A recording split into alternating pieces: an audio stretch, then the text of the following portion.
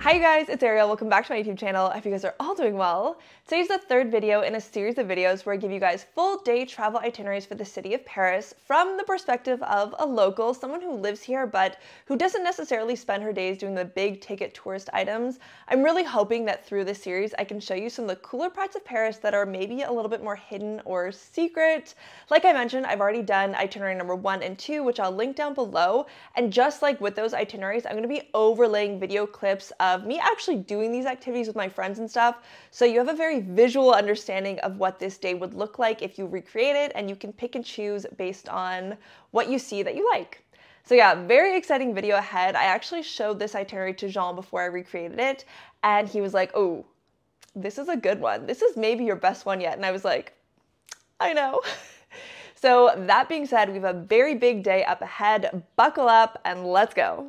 Before we start this itinerary, you guys want to make sure that you have a backpack or a tote bag filled with a blanket, a refillable water bottle, napkins, cutlery, and this one is optional, but some fruit and veg. We are going to be having a picnic later, and when I go on a picnic, I prefer to bring my own washed and cut fruit and veggies. We can definitely buy them while we're out and about today, but if it is also your preference to wash and cut your own veggies, then definitely throw that in your backpack.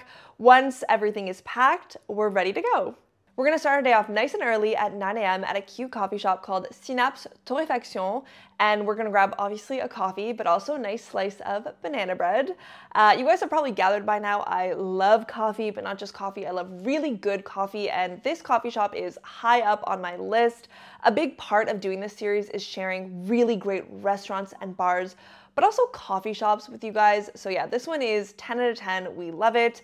I love it for a lot of reasons. The staff are so friendly and kind and knowledgeable about coffee. The coffee is obviously so good. It's very affordable. My latte with a double shot of espresso was €5. And probably best of all, it is steps away from the Jardin des Plantes, which is the first stop on our itinerary. A lot of people, especially tourists, when they come to the gardens, they go to the McDonald's, which is right beside the gardens, for their coffee. And I would just recommend that you not do that and go to Synapse Torréfaction instead. You'll be supporting a local commerce, and you'll just have a better experience overall with the coffee and the service and all that. So yeah, we're gonna start our day nice and early, nice and caffeinated. And if you guys want the full French experience, you'll probably want to order your coffee in French. And thanks to the amazing sponsor of today's video, Lingoda is here to help. Summer's coming to an end. September is right around the corner. There's really no better time to get back into routine and really think about the skills that you want to build before the end of the year. And if learning French or improving your French before you travel to or move to Paris is on your list, then there's no better place to start than with Lingoda.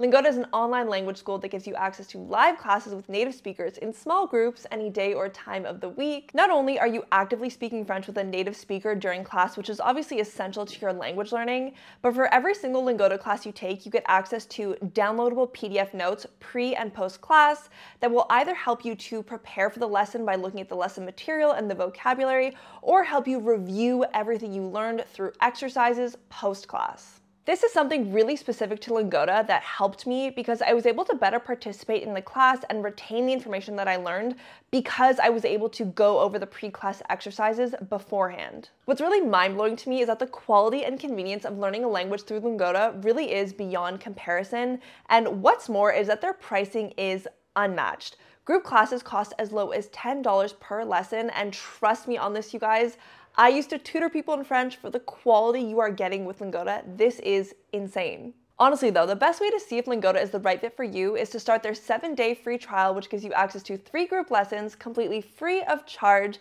And if after the trial you decide that you want to continue learning with Lingoda, you can use the code Margarita25 to get 25% off the first 2 months of your monthly subscription, which can save you up to $245, making this price even more unbeatable. Everything will be linked down below. Thank you so much to Lingoda for sponsoring this video. Now let's get back to it. Now, once you've got your coffee, you're gonna walk not even 5 minutes to the very beautiful Jardin des Plantes, where you can sit on a bench, enjoy that coffee, and then take a nice long walk around these stunning gardens. The Jardin des Plantes is a space that encompasses a botanical garden, greenhouses, and museums.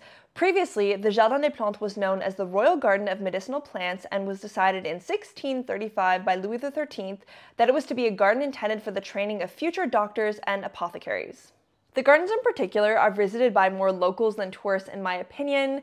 If you come here, you will see tons of people like going through their morning jog or sitting and enjoying their lunch or reading a book in the park. So really do take your time to go around and enjoy the peacefulness and the beauty of this space, which is exceptionally beautiful during the spring and summer months when all the flowers are in bloom. Once you've made your rounds of the gardens, from about 10:30 until 12:30, we're going to take the time to go into some of the amazing museums that are located within the Jardin des Plantes.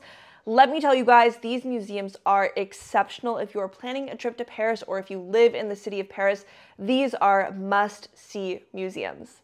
First up, we have the Gallery of Evolution, which is spectacular. The most notable thing that this museum is known for are the 7,000 lifelike specimens from both land and sea, and you also have a room that's dedicated to extinct or endangered animals. This museum really stands out to me because it's a very visual and immersive way to learn about biodiversity, history, science, and evolution.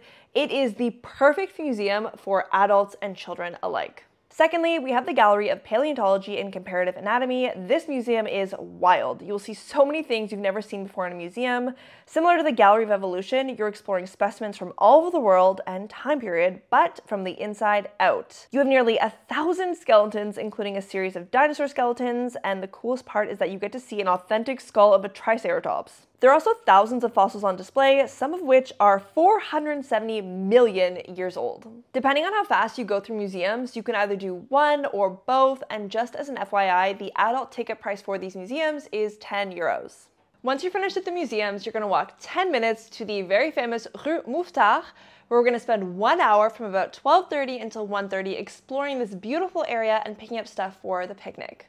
Rue Mouffetard is one of the oldest streets in Paris and is known for being a cobblestone market-style street and is lined with countless restaurants, cafes, butchers, cheesemakers, and bakeries. We're going to be visiting during the day, but I will add that in the evening, this area, specifically what I'm showing right now in the clips, is a huge night spot for younger adults and students given the close proximity to the universities, so keep that in mind if you are coming here as an international student. Anyways, as we're going down the street, you're going to find a bakery, a butcher, and a cheese shop that look good to you guys so we can pick up snacks for our picnic. For a cheese store, I can recommend the Fromagerie Belver, which have fair prices, excellent produce, and great service. For a butcher, I can recommend Aux Saveurs d'Auvergne, but this butcher was closed for the summer holidays when I was recreating this itinerary, so as a backup, I would also recommend Au Fleuron de la Viande, which is open in August and equally as good. Also, just an FYI, all the charcuterie that I got for my picnic from this butcher, which you'll see a little bit later in my clips, only cost me 2 euros.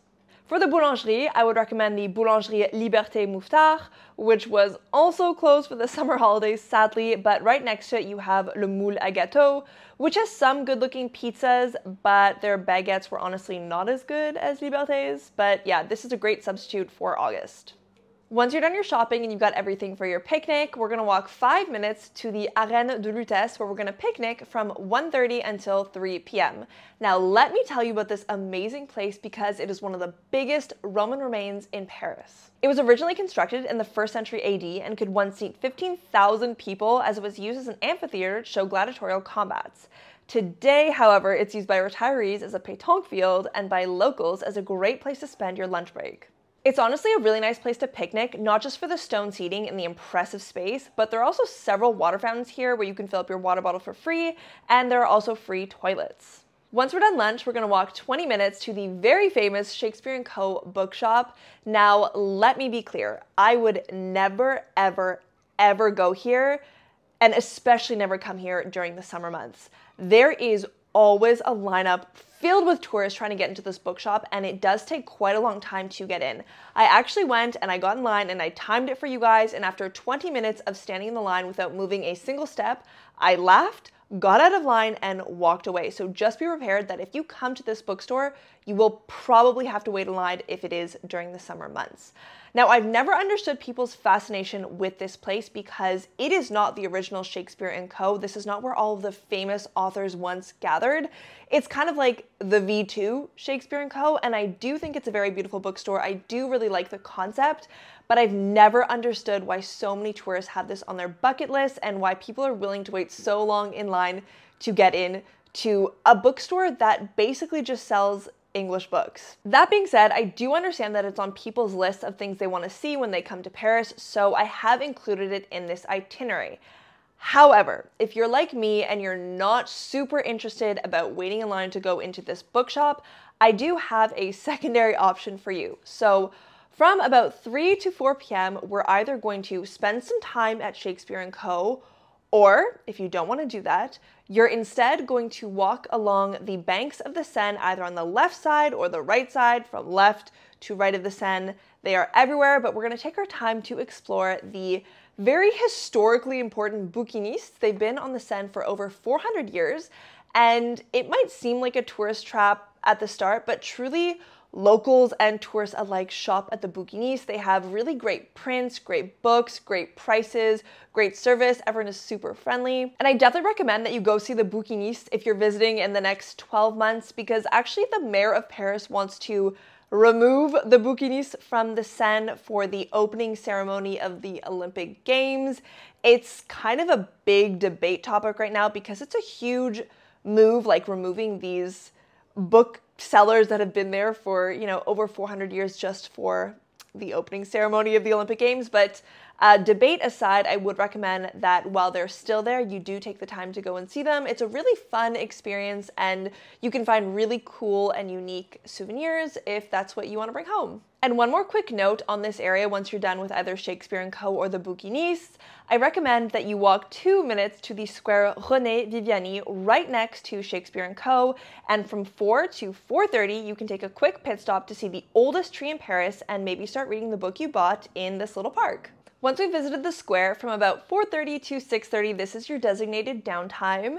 You can go back to your hotel or your Airbnb, have a shower, take a nap, have a glass of wine, and then start to get ready for dinner and the evening activities. Put on a cute, casual, comfy outfit, because at 6:30, we're going to make our way over to a very cool bar called Chez BOUBOULE MONTORGUEIL, and we're gonna enjoy a little game of pétanque. This is a classic bar for locals. It has a pétanque court on the inside of the bar, and if you reserve in advance, they will save you 2 30-minute time slots so that you can enjoy a drink and also play pétanque.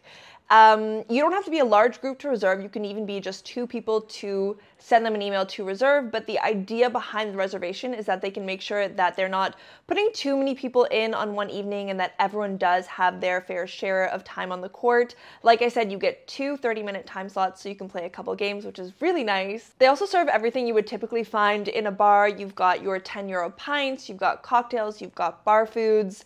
It really is just a nice bar, but with the add-on that you get to play pétanque for free. This bar is just really fun. The staff are super friendly and the ambiance is relaxed, and it's a great way to participate in a huge part of French culture. Also, let me just quickly tell you about pétanque because it's very similar to lawn bowling or bocce ball, but it has its origins in France, specifically Provence. The goal of the game is to score 13 points by tossing your team's balls closest to the target. The target is like a smaller ball that you throw before the game starts. I will link an English version of the instructions of pétanque down below if you want to take a quick read before you get to the bar. Once you're done playing, you'll probably be pretty hungry. It's so easy to pass like 2.5 hours in this bar because you're so caught up in the game. So I have 2 restaurant options for you. Either you walk 6 minutes to the Rue du Nil and enjoy drinks and tapas at Frenchie Bar à Vin, or if you're hungry for a sit-down meal, you can walk 15 minutes to La Siflotte, which is an excellent French pub-style restaurant with a chalkboard menu and market-fresh cuisine. Both are great for their own reasons. Frenchie Bar à Vin is definitely more tourist and anglophone friendly. They have great tapas, but a little bit pricey, and their wine is delicious. The ambiance here is very chic. La Siflotte, on the other hand, is just really, really good French food and a great cozy atmosphere. Like I said, this is a great place if you want to have a sit-down dinner. The clientele is definitely more French-oriented, but they do speak English, so ordering should not be a problem for you here. Honestly, amazing food, 10 out of 10. If you want to do a sit-down dinner, this is where you should go. So there we have it, the third itinerary in the books. Let me know what you guys think in the comments down below. Thank you so much for watching. I really hope that this video showed you some new cool places that you'll want to visit when you come to the city of Paris. Thank you as well to Lingoda for sponsoring this video. I will leave that linked in the description below. I hope you guys have a great weekend, and I'll see you guys in my next one.